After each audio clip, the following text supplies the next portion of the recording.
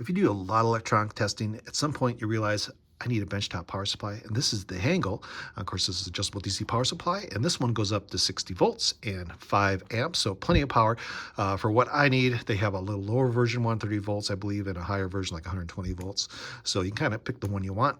I picked this one because I thought this is just right, because they do some little higher voltage, lower voltage things just for testing. It's got a lot of really cool features.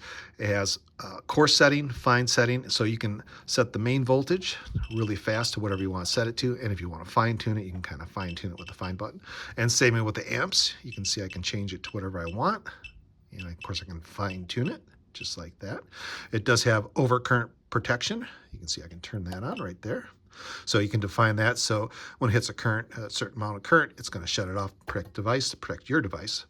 And it does have an output button. You can see I have the output array on. I can turn that off. And what this does, as opposed to the power button shuts the whole device off. Output button is going to shut off the power going to the device you're testing. So you can turn the power on, or you can turn it off. So you don't have to shut this off. You can just shut off the power going to the device. And of course, it does have some USB ports, a USB-C and a USB port. And that's really great to have, especially if you've got your cell phone with you or any kind of device you want to put power to or charge. You got them right there. You might as well, you got a power supply. And of course, it has 3 banana clip settings, or banana clip plugs. And these do unscrew. So if you have the little O-ring part or little O connector, you can put that on there for your cables for testing. But pretty simple. And let's turn the fluke on. Let's see, I have the power off. And you can see it's got right there. We'll hit out the output, 30.03. You're going to lose just a little bit of voltage through here, through these cables, which is normal. But if I do want to fine tune it, let's see, let's tune this, put it in 30.